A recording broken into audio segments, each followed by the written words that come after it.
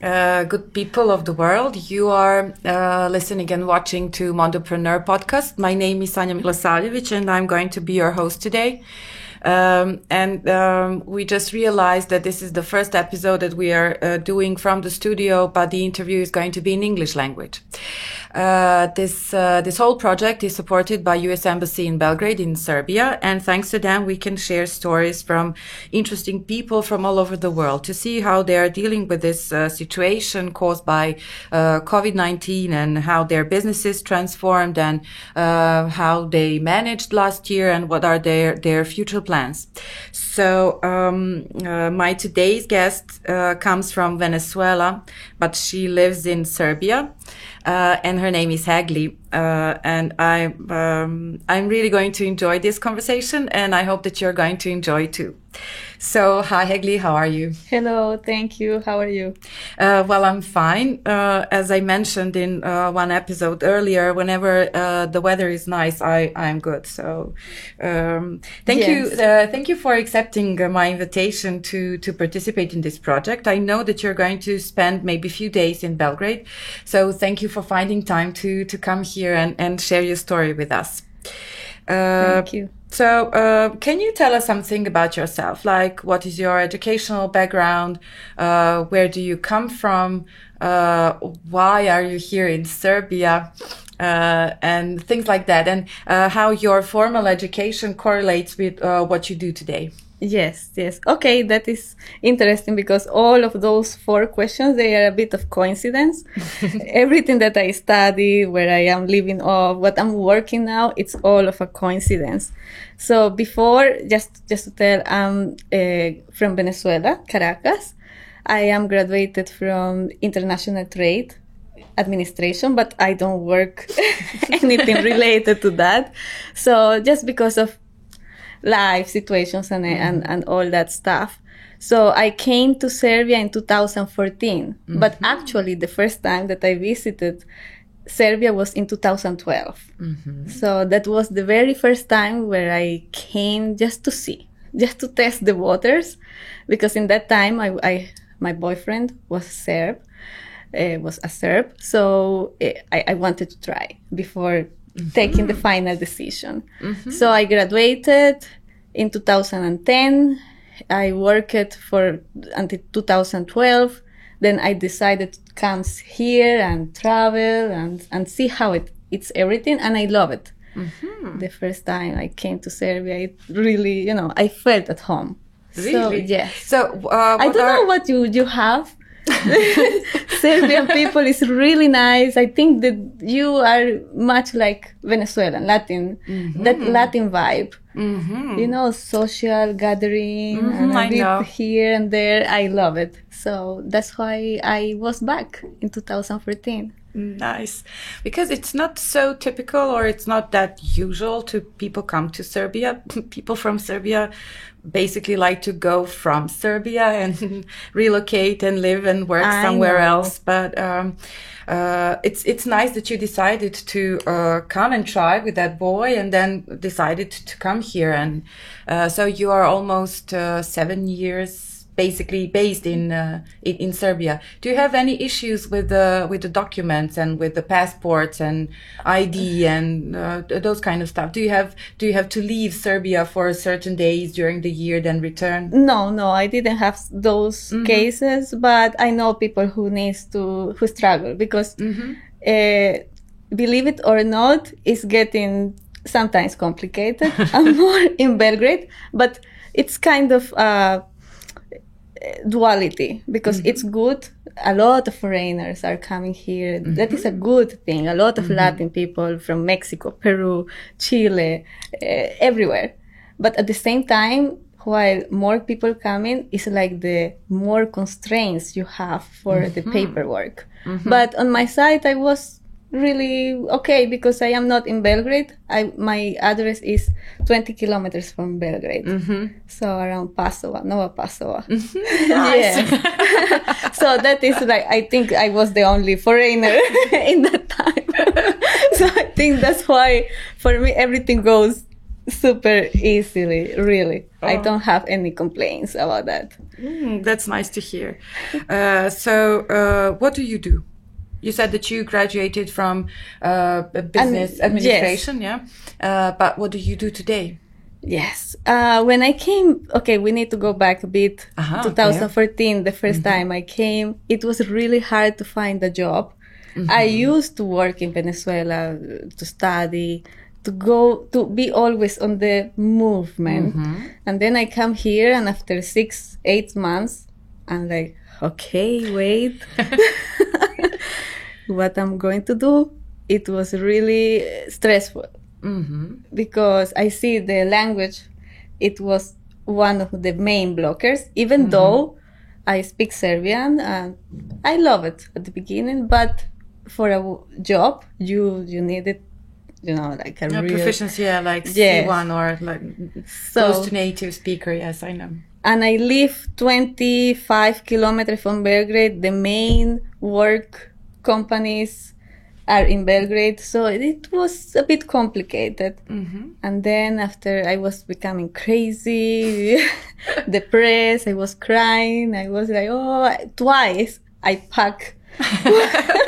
Yes, I pack my suitcase and I'm going. I cannot, I was this 1 centimeter to drop everything and to go back to my country. So what happened? Why did you decide to stay? Yes. Okay. Then suddenly I like to socialize. I went to Belgrade. There are groups, Latin groups in Belgrade or foreign groups in Belgrade. So I started going there, meeting people, and I met a lady from New York. Her name is Catherine.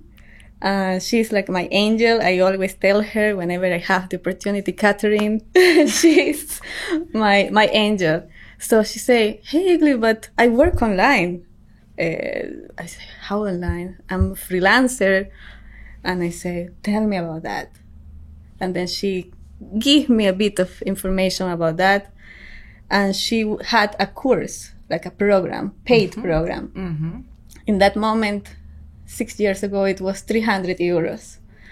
And when you think like, okay, 300 euros, it's like a big amount when you don't know what is that, because it was like a new concept for me. I say, okay, should I pay for these 300 euros? Should I, But then I decided to do that with a friend from Colombia. We go, and it was the best decision until now. Yes, I don't regret. I discovered a new word, literally. Yes. Well, for me, when you invest in traveling for pleasure and when you invest in education, it's never wasted investment. So it's always something that gives you new points of view, opens some new windows, or maybe, as you said, change life. So what do you do now?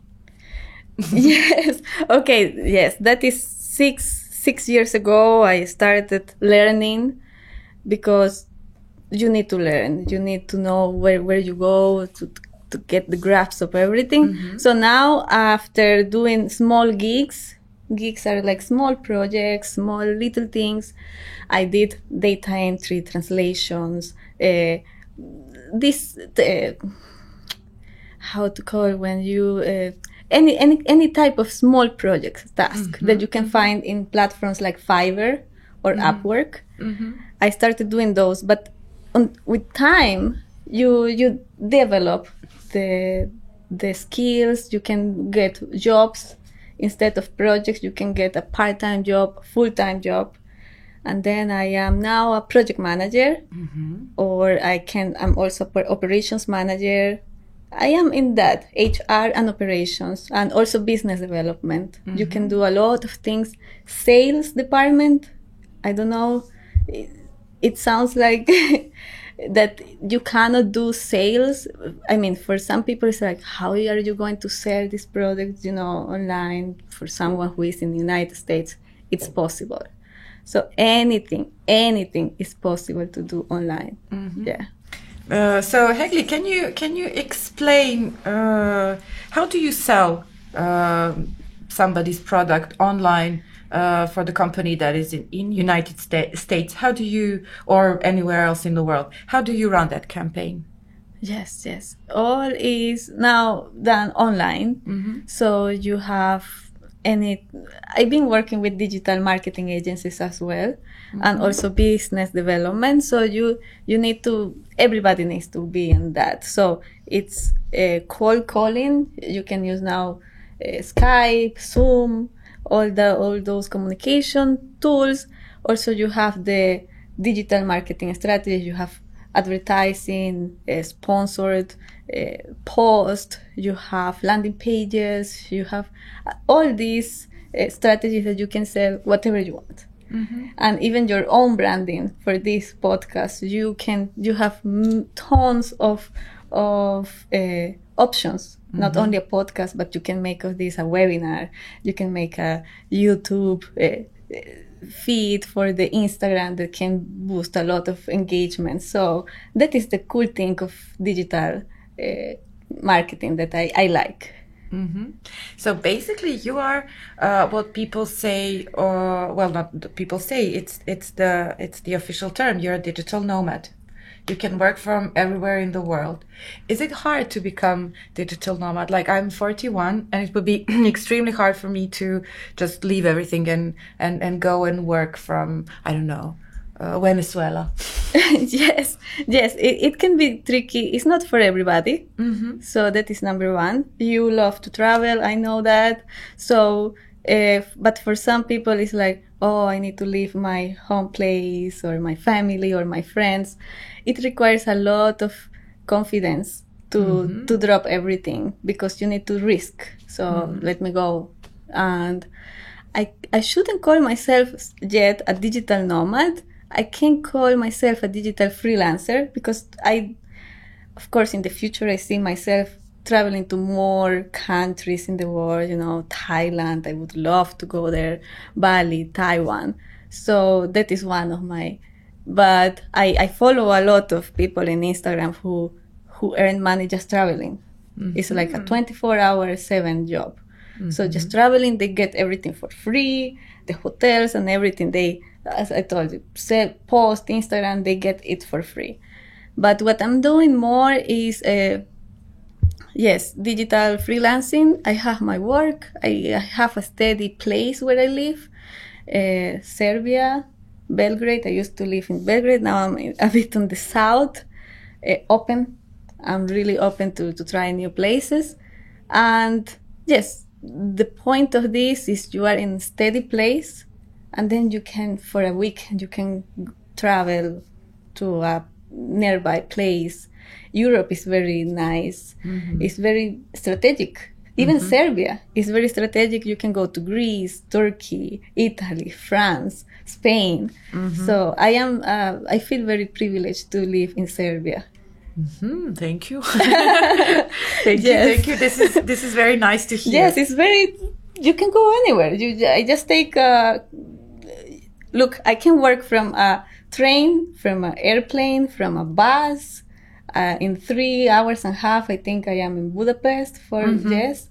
So that is those are the good things. Now, going back to your question, what you need to be, you need to have this mindset, open mindset to just, I'm going for that.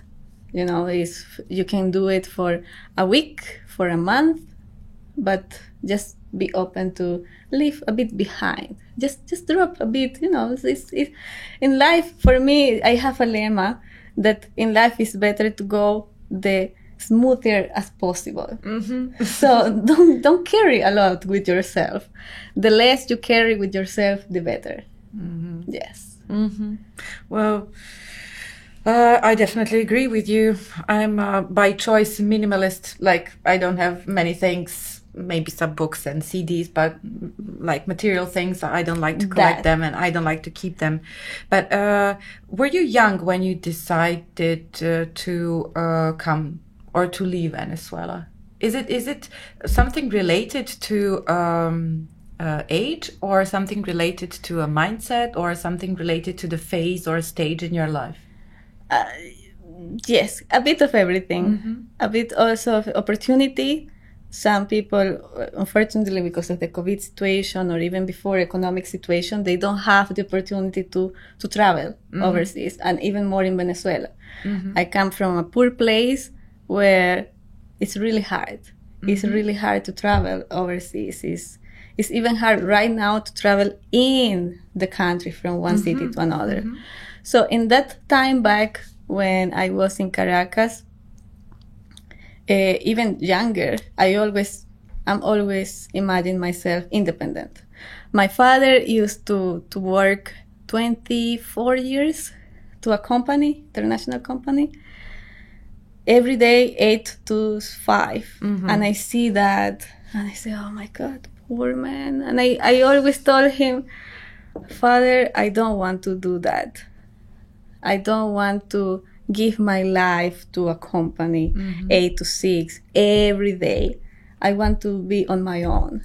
So I always knew that. I always felt that. And then I had this opportunity to just go overseas, to just go travel around. And again, coming to Serbia gave me the opportunity to travel to most of the countries in Europe. And yes, it, as you say, it gives you an open mindset. What do you want and who you are. Yeah, I know when I was younger, when I was 20 or something, I said that there are two ways of growing up, either to travel or to move from your parents. Either way, that's the situations when you're going to actually meet yourself, when you actually get to know yourself better. So is it you're kind of a virtual assistant to some companies or on some projects? Is that occupation? Well, that occupation is also quite popular here in Serbia, maybe last 5 to 6 years, maybe even more, but let's say for me, 5 to 6 years.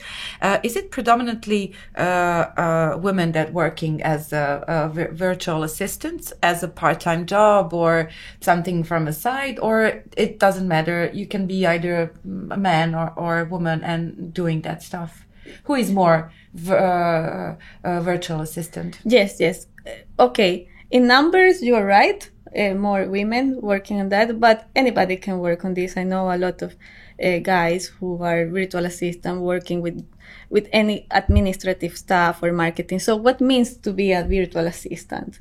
So just right now in this present moment is just that you know the basic thing of what holds a business. So that is the admin staff, keeping the books of your accounting, invoices, marketing, sales, to know a bit of everything that you can do virtually. So that is someone, most of the entrepreneurs or business owners, they need people to rely on. So it's not when you hear like, I don't want to be an assistant, because we have that old picture, like assistant is someone who goes for coffee and just, taking a lot of photocopies. And no, it's someone who really adds value to the business. And what I like here is that you have a strong opportunity to get the confidence, the trust of those business owners, entrepreneurs that you look for. So I think that doesn't matter if you are a woman or a man, you can do it, definitely. Just that you have that service, service passion, that you want to help not only a person but a business. So I think that's the most important. I never thought of that like that.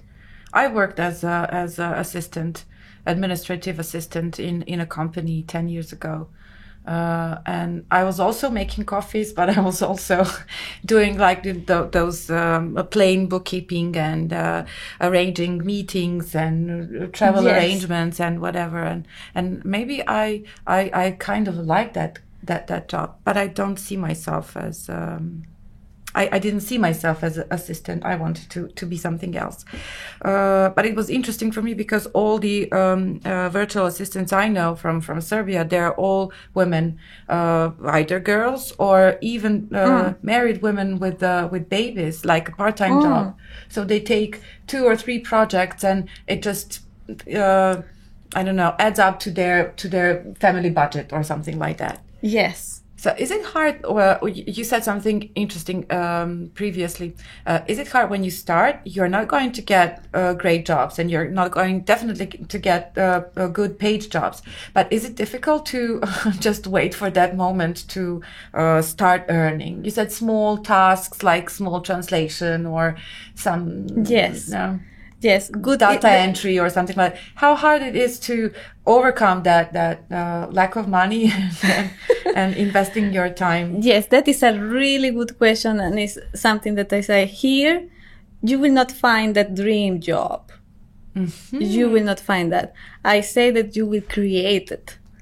You will create the dream job. How? Learning a few things at a time. So going step by step. And yes, this requires a lot of patience, a lot, because it's not magic. It's not like in the office job where you have a diploma and you go and you do the interview and you can get that dream job. You rely on that. But here, when you are in the freelancing job, you need to apply to different jobs. You need to email. If you start. If you say, okay, I want to be a virtual assistant, the first thing that you need to do is go and build your profile in 2 or 3 freelancing platforms. And also you can email 100 people. Just email 100 people. Hey, this would be my first job as a virtual assistant. I can do it even for free. I just want to get experience. So you are creating your journey. You are creating your career. So it requires time. Mm-hmm. It can take 3 to 6 months. That is the time that I give. 6 months to a year. To build your portfolio. Yes. To finally say, this is my niche. This is what I'm really good at. And then you can grow from there. What is your niche? Where do you feel most comfortable? Yes, I would say I love process. I love operations, HR. Yes, anything that is mapping, that is connecting the dots. That's my biggest skill. I feel good. That's good. It's good to know what are your strengths. Then you can focus on finding some jobs. I think it's most people say it's very easy nowadays to find job online. But I think it's the same maybe 20 years ago when I first started looking for a job. It was difficult because you didn't have that much opportunity, but you didn't have that much competition. Now you have great opportunities, but you also have great competition because everyone is online. So I don't know. It looks like a dream job for me. When you look from the outside, it looks like a dream job, but you have to really work hard to build your portfolio and starting actually earning for living. It can be a dream job even for because I was speaking about starting when you are starting. But let's say you have a career. I saw what you did for the last years, and you know what you like to do. You can find your dream job right now in the freelancing. So there are 2 different ways, or let's say stages. If you are just starting to find your passion, what do I want? Who I am? What do I like to do? And there is another group.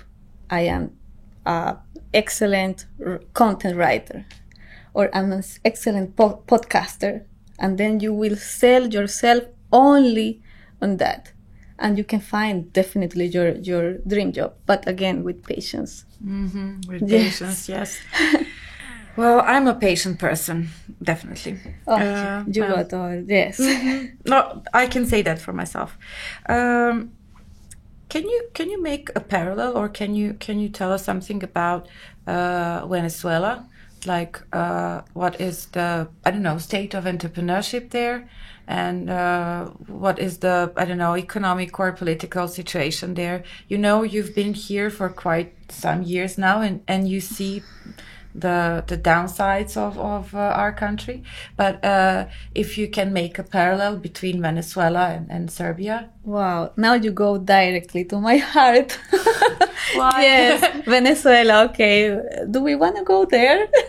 Well, maybe just for a sentence or two, please, because I rarely have the opportunity to meet somebody from Venezuela. I think that you're the third person in my whole life that I know that it comes from Venezuela. So I'm always interested to learn, how do people live somewhere else rather than Serbia or Europe? Yes, yes. Look, as a proud Venezuelan, I feel that everything that I am and who I am, of course, is because of that strength, confidence that we are in Venezuela. We believe that we can do anything, everything. Really, I don't know if this is the American, because we have a lot of American influence instead of European. So, you know, the American mindset is go Just for do it. everything is Just possible. do it. Yes. And going to the parallel, Serbia is a bit of the opposite. You know, it's like, wow, you really want to do that? Are you sure? I know. Are you sure you want to go that way? I'm not sure. And then you kind of, really? But yes, so that is the first thing that I noticed comparing. We can do anything. I can do anything if I decide right now to do something crazy tomorrow. I can do, you know. Yes. Perfect. Yes. But I mean, I like that attitude towards living and towards well, life. it's like, I think it's just that the Venezuela, you see a lot of things, as I told you, growing up in a poor place, seeing the opportunity that you had that other people don't have. So that gives you a boost of confidence. If I could do that, why I cannot do this next step, you know? So another thing, parallel, economic, yes. A lot of friends, they laugh because when I came to Serbia, I say, I feel like I'm in a paradise. Now you see, like, believe me. And they say, why? Okay, Venezuela is a very dangerous place right now.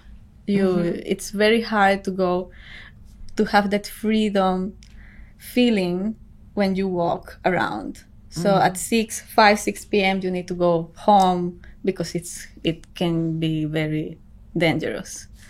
So you don't need lockdown. You just naturally go home. Oh, that's true. That's bad. So I mean, that's really bad. Yes, it's actually, you said it literally. The COVID there is like the same because, you know. And then when I came here and I used to live a lot being in Belgrade, and I can go with my phone, with my laptop, everywhere. You can't do that in Venezuela. In any place in Venezuela, you can't. Caracas, the big cities, maybe in the touristic place when you go to an island or to the south of Venezuela, in the Amazon, you can do that. But the big cities, a bit tricky. Education is another. I see the education here with Serbia. I feel sometimes, you know, you guys, you know everything. And that is really, yes. How come? Really, can you explain? Sorry. Yes, I mean... Because I think that our kids are overwhelmed with information, especially now information can be found on your phone. And they have to learn it by heart just to get good grades. So can you explain, please? Yes, that is a good. So because in Venezuela, it's hard to get the internet, for example. So you cannot get access to all of information. Only a few, you know, exclusive information is mostly coming from the government. But here is more open, even though, you know, television, you can consider anything. But I see the education here, not only from schools, but also from social gatherings. You know a lot of things, and sometimes I go with friends, Serbian friends, and say, coming some topics and I say, how do you know that? I mean, some topics from my own country and they know. I say, how do you know that? And they don't know about things from Serbia. Mm-hmm. So it's funny because when I first came to Serbia, I didn't know a lot of things, even history. No. And don't worry, most of the Serbians don't know Serbian history, so don't yes, worry. It's a lot. It's beautiful, but it's dense. It's, yes, it wow. is. Yes, it is. Yes, yes. So nice. And can you tell us something about state of entrepreneurship in Venezuela? Is it actually hard to start your own business? Yes, start your own business and develop it, scale it, and go to some other markets. Good that you bring back that question. Sorry, I didn't answer before. No, don't worry. I think that topic is quite important for me. It's really important because actually I've been working with business also from America, and they trying to enter to different markets, and one of the things is like we are trying to achieve some projects in, let's say, Costa Rica is really top. And if we are speaking about Latin speaking countries, Costa Rica, Chile, Argentina, Ecuador is also getting really good, and Venezuela is unfortunately, it's not on the top. You know, even we have a very serious economic situation, inflation. But I think it's the same in Argentina. They also have a great rate of inflation, and they have the black market of US dollars. And is it similar in Venezuela? Or? Yes, we have the similar system there. I don't know how we do that, but yes. But in terms of entrepreneurship, a lot of Venezuelans, we are migrating everywhere. So it's very hard right now that I find friends. If I go tomorrow to Venezuela, none of my friends are in Venezuela because the entrepreneurs are going somewhere else. So yes, so it's not on a government radar to help and improve the economy by helping and boosting entrepreneurship. No. But how come you're so? You actually said yourself you're close to the States, and the thing is that entrepreneurship and the entrepreneurial mindset actually comes from the States. How come you didn't catch some of that? Or is it just that young people from Venezuela want to live? Yes, young people want to live. That is situation, economic situation, the dangerous situation, criminal, they just live. And even though we have great education, universities, public, by the way, public universities in Venezuela. I am from a public university, and you have really good careers there. But it's hard. It's hard for you to grow there. I would love to do what I'm doing from Venezuela. Actually, as a freelancer, I can work, but even the internet there is really tough. You need to be in very exclusive places. So, yes, the mindset is there, Venezuela, people, mindset. The problem is the environment, economical and the infrastructure that you need to build your business. Well, that's the most important thing, that you have structural help from the government and infrastructure that helps you to work. I'm so sad to hear that because it's not similar in Serbia, but we also had some periods like 10, 20 years of transition and moving towards this state that we are living now. So how did you spend the last year? How was it like? Because you couldn't go, you couldn't travel. Okay, you can work from every place you are, but when you're constrained with not be able to move, how was it for you? Yes, I was lucky. I thought that you're going to say oh, it was too hard, or was you were lucky. I was in the lucky group because I know that there is a lot of people who suffer, who had problems. Many lost their jobs. Many were even downgraded their salaries. But I was one of the luckiest in that group. So let's say I could travel twice to Turkey in the last year, exactly when the airport was open in Serbia and Turkey. I could also move. Actually, the decision to move from Belgrade to the south, Sokobanja, Vrmja, where I live now, it was exactly during the COVID. So, yes, I didn't face any problem. It was like, it was meant to be. Yes. So you didn't have that inner struggles and you didn't suffer from anxiety or is it when you're a digital freelancer and digital nomad you overcome those things? Could be. Yes, could be. I was, even if I want to be honest, when we were in the lockdown, I think it was in April, May. March, April, and it ended on 7th of May last year. It was kind of a relief for me. Yes, be honest. But you were on the countryside. You were in Vrmja, in Sokobanja. No, in that time I was in Belgrade. Oh, okay. Oof.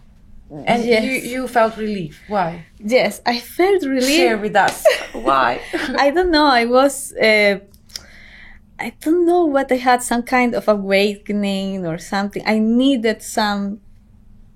Wait, Emily, stop. Because I do a lot of things. As I told you, I do a bit of HR, business development, operations, and I am always in everything. So that moment, it was like, stop, pause.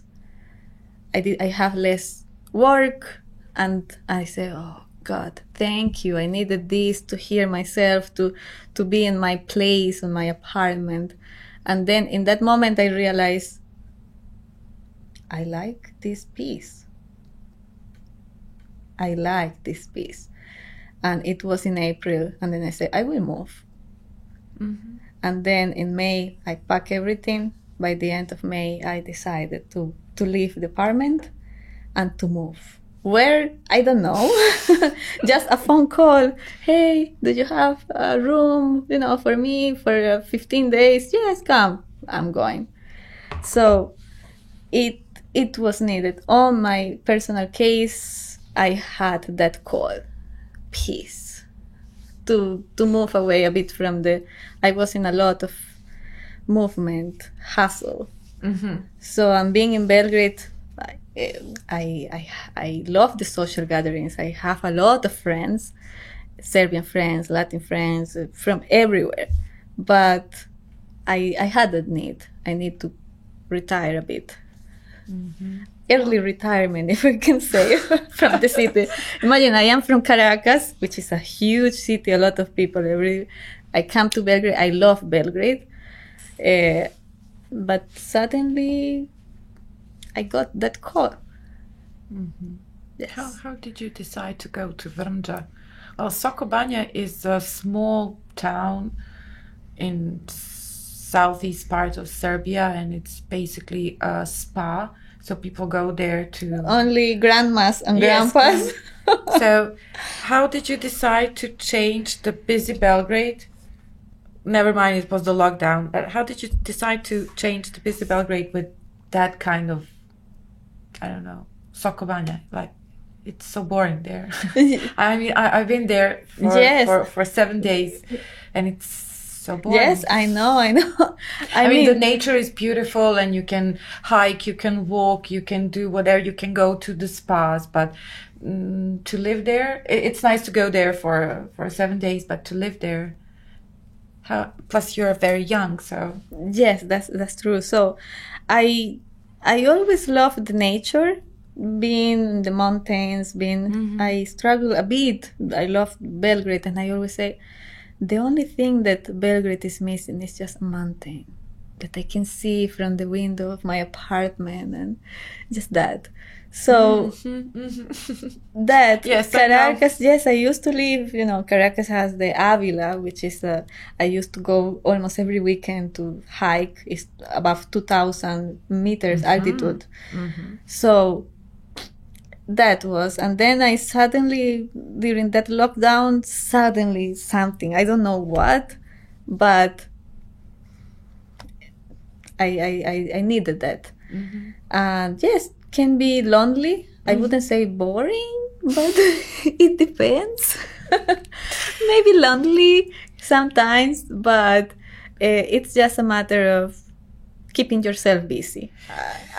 I got a lot of things to do. My work, not only work, but sometimes I am learning new things, or I read new books, or hopefully I hope to make new friends, because that is one of the problems. Yes, one of the problems is to find like mindset people in Sokobanya or even Brnja that do the same like you. So that is the only thing that is missing. Just meet people, friends that you can have. To feel connected, yeah? Yes. Yes. Well, I think that the feeling of this connection is a huge problem for most of us. Like when you don't have your crew, when you don't have... I understand. And that's when someone asking me about how to define the Serbian people, friendship, social. That's why when happened the COVID, say, wow, this for Serbia will be a huge problem, because you guys, you are everywhere. Every day, the coffee, let's go for a coffee, let's go for a drink. And that is like, amen, yes, let's do it. So I truly understand you. But it's possible to find from time to time to those places, especially those people who love nature-related activities, mountaineering, cycling. There are many of them now. We are actually opening up ourselves towards those things like hiking and biking and mountain biking and all kind of outdoor sports. So what are your plans for the future? Or do you have any plans? Yes, of course. There are many. I definitely stay here for a while more. Serbia is my home. Oh, that's so nice to hear. Yes, it's my home. Really. Some people get surprised, like, how you stay here? Why? I'm equally surprised. I must admit, I feel like one of you guys. When I walk in this street and when I go to Sokobanya, I don't feel anything different. Super. Yes, this is my home. I want to do more. You were asking about being a nomad, digital nomad. I consider myself yet a digital freelancer. I want to switch a bit more on the nomad to be more on the traveling, go there. So I want to go more places in Serbia this year, and then go to buy a car and go to outside Serbia. Nice. That is my plan. Nice. And of course, doing my own business, working on my own business, not only working for people, but this is something that we should, all of us, we should do something on our incomes. So what are your plans? I didn't know that. I thought that you only work as a virtual assistant. So can you share something about your business? Yes, it's still in process. Okay. We are still cooking for it, but building the website and everything. I do a website, it's called Pana Freelancer. Pana? Freelancer, yes. Pana in Venezuela is like bre. Ah, okay. Yes, hey bre, Pana. So it's like, hey friend, freelancer. And the point there is just to give the resources, the knowledge, the first steps, what do you want to do, what do you need to do. So just to be a bit of a guidance. And then my plan for a year from now is to connect those potential freelancers to the companies. So I want to be some kind of HR outsourcing. So yes, that is my idea.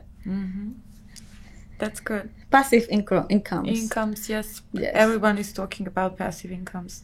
Yes. And most of people think that it's enough to write some ebook or something like that and it's enough. But no, you have to actually work on it. You have to build community. You have to Yes, offer it, sell it, or whatever. So, what would be your message? We came to the end of our conversation. What would be your message to the world, to the listeners?